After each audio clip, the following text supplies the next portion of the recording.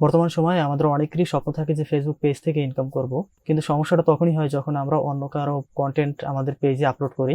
দেখা যায় সেক্ষেত্রে আমাদের পেজে কপিরাইট ক্লেম আসে এবং এক পর্যায়ে আমাদের পেজে রেস্ট্রিক্টেড চলে আসে এবং প্রোফাইলের পাশে লেখা থাকে যে প্রোফাইল ইজ অ্যাট রিস্ক। তো আজকের এই ভিডিওতে আমি শেয়ার করব কিভাবে আপনারা আপনাদের প্রোফাইলের রেস্ট্রিকশনটি রিমুভ করার জন্য ফেসবুকের টিমের কাছে আবেদন করবেন। সো চলুন শুরু করা যাক। তো প্রথমে হচ্ছে আপনাদের আইডেন্টিফাই করতে হবে যে আপনাদের কোন ভিডিওটা ছাড়ার কারণে এই সমস্যাটা আসছে বা কোন ভিডিওটা আপনাদের কপিরাইট আসছে, সেই ভিডিওটাকে আগে ডিলিট করতে হবে। সো সেটা ডিলিট করার জন্য আপনারা হচ্ছে এখানে প্রোফাইল আইকনের উপর ক্লিক করবেন, দেন হচ্ছে এখান থেকে চলে যাবেন নিচের দিকে। নিচের দিকে আসার পরে এখান থেকে হেল্প অ্যান্ড সাপোর্ট এখানে ক্লিক করবেন, দেন হচ্ছে এখান থেকে সাপোর্ট ইনবক্স এখানে ক্লিক করবেন। এখানে ক্লিক করার পর উপরের দিকে দেখতে পাবেন যে ইউর অ্যালার্টস, এখানে ক্লিক করবেন।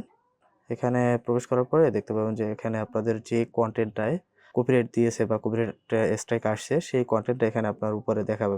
তো আপনি সিম্পলি জাস্ট এখানে এরকম ক্লিক করে এখান থেকে ডিলিটের অপশন আসবে। আমারটা দেখাতে যাচ্ছে না, কারণ হচ্ছে আমি অলরেডি ডিলিট দিয়ে দিয়েছি, এই জন্য দেখা যাচ্ছে না। আপনার এখানে ঢোকার পরে এখানে ডিলিটের অপশন আসবে বা রিভিউর অপশন আসবে, দুইটা অপশন আসবে। আপনি জাস্ট সেখান থেকে ডিলিট করে দেবেন। দেওয়ার পরে এখান থেকে ব্যাকে চলে আসবেন।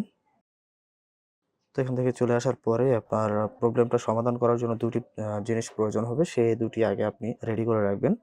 সেটা হচ্ছে যে একটা হচ্ছে আপনার যে সমস্যাটা, সেই সমস্যাটার একটা স্ক্রিনশট লাগবে। সেটা নেবেন কিভাবে? আপনি আপনার প্রোফাইলে যাবেন, দেন হচ্ছে ড্যাশবোর্ড এখানে ক্লিক করবেন, হচ্ছে আপনার যে সমস্যাটা সেখানে চলে যাবেন।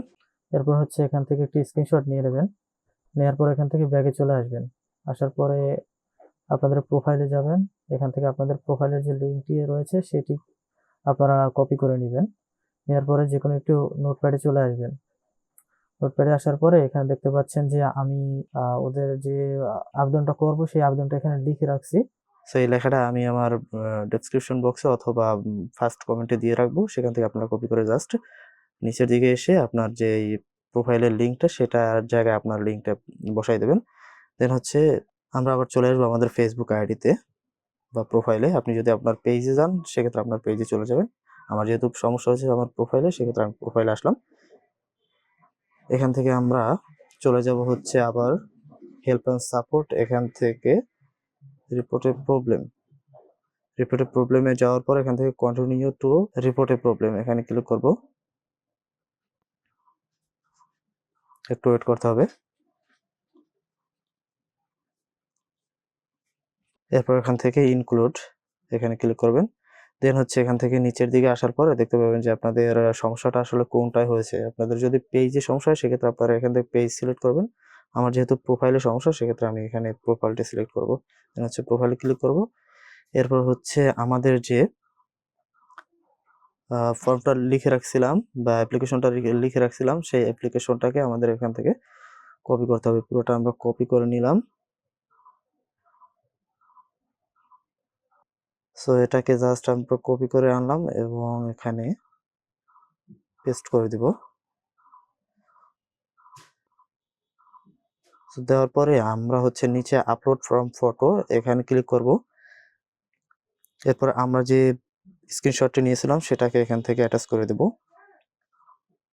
দেওয়ার পরে উপরে দেখতে পাচ্ছেন যে একটি আইকন আছে মেসেজ সেন্ড করার মতো, সেখানে আমরা সেন্ড টু রিপোর্টের পাশেই সেখানে আমরা রিপোর্টটা সেন্ড করে দিব। তো আমাদের রিপোর্টটা অলরেডি সেন্ড হয়ে গেছে।